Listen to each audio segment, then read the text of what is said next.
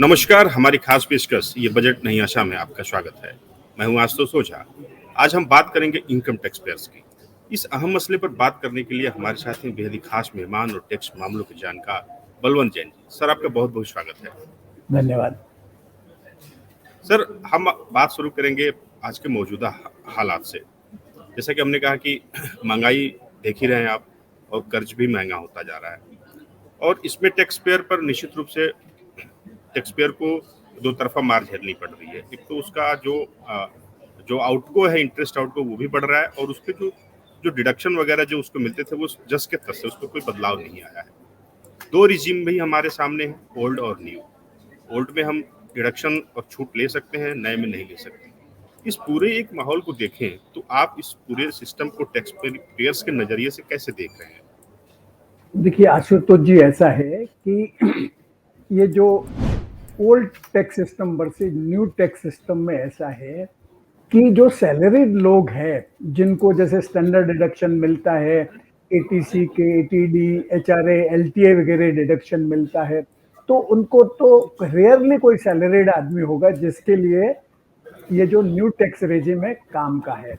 इसके जी। अलावा क्या है कि क्या होता है कि जैसे अगर आप ओल्ड टैक्स रेजिम में है, तो आप जैसे 1.5 लाख रुपए इन्वेस्ट कर दिया या मेडिक्लेम वगैरह का पेमेंट कर दिया, उससे आप हुँ, अपना जो टैक्सेबल इनकम है, वो या तो ढाई ढाई लाख से नीचे ला सकते हैं। और अगर आप इंडिविजुअल है और कैपिटल गेन वगैरह नहीं है, तो आपको हुँ, अगर आपकी इनकम 5 लाख से कम है, तो 87A का रिबेट मिलता है। तो जैसे ही आपकी इनकम 5 लाख से नीचे आ गई, आपको 87A का 12,500 का रिबेट मिल जाता है और आपको टैक्स नहीं भरना पड़ता। परंतु अगर आप न्यू टैक्स रेजिम में है, तो वो जी। ऑप्शन आपको एटीसी, एटीडी वगैरह की नहीं मिलती है। तो आपका तो इनकम अगर 5 लाख से ज्यादा है या जैसे 2.5 लाख से ज्यादा है कैपिटल गेन वगैरह, तो आपको टैक्स भरना ही भरना है। तो मेरे हिसाब से क्या बोलते हैं, जो न्यू टैक्स रेजिम है वो नॉन स्टार्टर है। मैं एक बात टैक्स पेयर की तरफ से कहना चाहूंगा, क्योंकि इंडिया में सोशल सिक्योरिटी सिस्टम नहीं है, तो जी, जो बिल्कुल, बिल्कुल और सही। इंडियन लोग अपन टैक्स मिल का बेनिफिट मिलता है तो ही सेविंग करते हैं। तो अगर जो टैक्स इंड्यूस्ड सेविंग अगर आप विड्रॉ कर देंगे, तो लोग जब रिटायरमेंट तक पहुंचेंगे तो उनकी हालत बहुत पैथेटिक हो जाएगी। तो मेरी राय में गवर्नमेंट को कम से कम रिटायरमेंट से रिलेटेड जितने टैक्स बेनिफिट्स है, उनको विड्रॉ नहीं करना चाहिए। पुराना टैक्स रिजीम है, उसमें हम कई तरह से जैसे आपने बताया एटीसी, एटीडी हम इन्वेस्टमेंट की छूट लेते हैं। लेकिन आप महँगाई देख रहे हैं लगातार अपने एक जो कम्फर्ट ज़ोन से बाहर है। तो क्या लगता है कि अब ये जो लिमिट बढ़ाने की ज़रूरत है छूट की, खासकर एटीसी वगैरह में? देखिए ऐसा है आशुतोष जी कि मेरे हिसाब से जिस स्पीड से बढ़ी है, मतलब 15 एक साल हो गए होंगे, जो एटीसी की लिमिट 1 लाख थी और फिर बाद में एक बार 1.5 लाख की है। तो अगर आप कॉस्ट इन्फ्लेशन भी देखें, तो उस हिसाब से एटीसी का जो लिमिट है, वो आपको कॉस्ट इन्फ्लेशन इंडेक्स से भी पेश नहीं रख पाया है। तो मेरे हिसाब से कम उसकी जो लिमिट है वो 2.5 लाख रुपए हो जानी चाहिए। बेसिक एग्जम्पशन की लिमिट गवर्नमेंट एक साथ बढ़ाना नहीं चाहेगी, क्योंकि उससे एक साथ बहुत से लोग हैं वो टैक्स नेट से बाहर चले बाहर जाएंगे। हो जाएँगे। गवर्नमेंट गवर्नमेंट को क्या है कि जो टैक्स पेयर्स है, उनका डेटा चाहिए अपने पॉलिसी डिसीजंस के लिए। तो यह एकदम से टैक्स की लिमिट नहीं बढ़ाएंगे, एग्जम्पशन की लिमिट नहीं बढ़ाएंगे। पर जैसे जो मार्जिनल टैक्स पेयर है, उनके लिए, उनको रिलीफ देने के लिए 87 जो इंट्रोड्यूस किया है, हो सकता है उसको थोड़ा ट्विक करके कुछ उसको थोड़ा अट्रैक्टिव बना सकते हैं मार्जिनल टैक्स पेयर के लिए।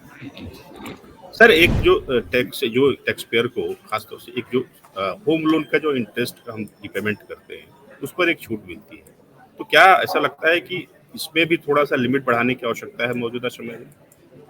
देखिए ऐसा है कि आशुतोष जी की अभी, अब जैसे आप दिल्ली में रहते हैं, हम मुंबई में रहते हैं, जो हाउसिंग की कॉस्ट इतनी बढ़ गई है, और जो जो जो होम लोन आप जितना लेते हैं और जिस पे जो ब्याज भरते हैं आप, या जो प्रिंसिपल रीपेमेंट करते हैं, उसके सामने जो आपको टैक्स का बेनिफिट मिल रहा है वो नेग्लिजिबल है। मतलब आप 2.5 लाख का इंटरेस्ट का बेनिफिट मिलता है, तो वो गिन लो आप करीब 25-30 लाख रुपए के लोन तक हो गया, बरोबर है। जबकि आपको अगर कोई कंफर्टेबल घर खरीदना है तो 1 करोड़ रुपए से कम से घर घर आता नहीं, और उस पे कम से कम 80 लाख रुपए का आपको लोन लेना पड़ता है। इसी तरह जैसे जो एटीसी का रीपेमेंट का बेनिफिट मिलता है, मेरे हिसाब से सेक्शन एटीसी है वो ओवर क्राउडेड हो गया है। ओवर द पीरियड उसमें बहुत सारी आइटम जोड़ी गई है और वो लिमिट को नहीं बढ़ाया है। तो जो होम लोन का रीपेमेंट है उसके लिए उनको अलग से एक सेक्शन इंट्रोड्यूस कर देना चाहिए, और जो होम लोन का जो इंटरेस्ट का पेमेंट है और जो व्यक्ति खुद अपने रहने के लिए लोन लेता है घर के लिए, उसको तो पूरा का पूरा इंटरेस्ट का बेनिफिट मिलना चाहिए। नहीं तो जैसे टैक्स आर्बिट्राज करने के लिए लोग घर खरीदते थे, लोन लेते थे, वो वैसे गवर्नमेंट ने बंद कर दिया, क्योंकि आपका होम लोन का जो लॉस है, हाउस प्रॉपर्टी का लॉस है, वो 2.5 लाख रुपए से ज्यादा आपको सेट ऑफ नहीं कर सकते। परंतु जो एक्चुअल यूजर है और जो एक्चुअल पेमेंट अपने रहने के घर के लोन के लिए दे रहे हैं, उनको मेरे हिसाब से पूरा का पूरा जितना इंटरेस्ट पेमेंट वो कर रहे हैं उसका बेनिफिट मिलना चाहिए। सर, टैक्स पेयर के लिए कैपिटल गेन्स का भी मसला काफी इंपॉर्टेंट है। तो अब क्या इसको कंपटीशन जो इसकी जो कैलकुलेशन हम करते हैं, इसका होल्डिंग पीरियड में भी कुछ चेंज की जरूरत है आज के समय में? हाँ, देखिए ऐसा है कि जो कैपिटल गेन का जो सेक्शन है, जो short term capital asset, long term capital asset के डेफिनेशन ओवर द पीरियड है ना चेंज कर दी है, तो ओवरऑल बेसिस पे वो बहुत इनकंसिस्टेंट लगती है। जैसे आप डेट स्कीम वगैरह है म्यूचुअल फंड की, उसका जो होल्डिंग पीरियड 3 साल का है, जबकि डेट में पैसा आदमी इतने लंबे समय के लिए नहीं लगाता है। नहीं लगाता है, बिल्कुल। इसी तरह जैसे लैंड और हाउस प्रॉपर्टी है, उसका लॉन्ग टर्म करने के लिए सिर्फ 2 साल है। कोई भी व्यक्ति हाउस प्रॉपर्टी या रियल एस्टेट में सिर्फ 2 साल के लिए इन्वेस्टमेंट नहीं करता है। तो नहीं, मेरे बिल्कुल हिसाब इसको से जो कैपिटलाइज रियल एस्टेट का होल्डिंग पीरियड है वो कम से कम 5 साल होना चाहिए, कम जुड़ा से एक कम। और सवाल हम इसको लेते हैं इसमें, जी, क्योंकि लिस्टेड शेयर हैं, इक्विटी फंड्स हैं, इसमें शॉर्ट टर्म गेन जो है 15% का है, तो इसमें रियलाइजेशन की जरूरत है क्या? देखिए ऐसा है कि जो इक्विटी के जो शॉर्ट टर्म जो लिस्टेड शेयर्स है और जो इक्विटी म्यूचुअल फंड स्कीम्स है, उस पर शॉर्ट टर्म कैपिटल गेन वो इंट्रोड्यूस किया गया 15% कंसेशनल रेट करके। परंतु एक्चुअली अगर जो लोग जो शुरू की टैक्स स्लैब में है या अपना न्यू टैक्स रेजिम अगर चूज करते हैं, तो उनकी तो इनिशियल जो टैक्स रेट है 5%, 7.5%, 10, 12.5% है, तो उनको भी 15% के हिसाब से शॉर्ट टर्म कैपिटल गेन देना पड़ता है इक्विटी प्रोडक्ट पे। तो मेरे हिसाब से प्यूनिटिव है, उसको थोड़ा रेशनलाइज करना चाहिए। या तो गवर्नमेंट कर सकती है, या तो आपका स्लैब रेट या 15%, उसमें से दोनों में से जो कम रेट एप्लीकेबल हो वो rate short term capital gain पे लगाना चाहिए। तो यह रेशनलाइजेशन मेरे हिसाब से बहुत जरूरी है। सर, इसमें एक हम टैक्स पेयर को जब भी राहत की बात करते हैं तो एक रिबेट की भी बात करते हैं, जो 87A के तहत है।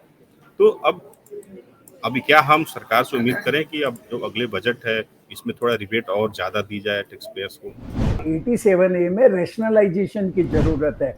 मतलब जैसे नॉर्मली अगर आपका सरचार्ज लगता है और उससे टैक्स लाइबिलिटी बढ़ती है, तो इनकम टैक्स एक्ट में प्रोविजन है कि आपकी जो मार्जिनल टैक्स लाइबिलिटी है वो आपकी मार्जिनल टैक्स से ज्यादा नहीं होनी चाहिए। मतलब जैसे 50 लाख के ऊपर सरचार्ज आपका आता है, आपकी 50 लाख 1,000 इनकम हो गई और आपकी टैक्स लाइबिलिटी उससे ज्यादा हो गई, तो इनकम टैक्स एक्ट में प्रोविजन है कि आपकी जो टैक्स लाइबिलिटी है वो 1,000 रुपए से इनकम बढ़ती है, उससे ज्यादा नहीं होनी चाहिए। तो इसी तरह से जैसे 87A में ऐसा है कि आपका 5 लाख रुपए तक अगर इनकम है तो आपको 87A का 12,500 का रिबेट मिलता है। परंतु जैसे ही वो ऊपर गया उस पर उसका पूरा का पूरा रिबेट विड्रॉ हो जाता है। तो ऐसा ये मार्जिनल रिलीफ यहाँ पे मिलनी चाहिए।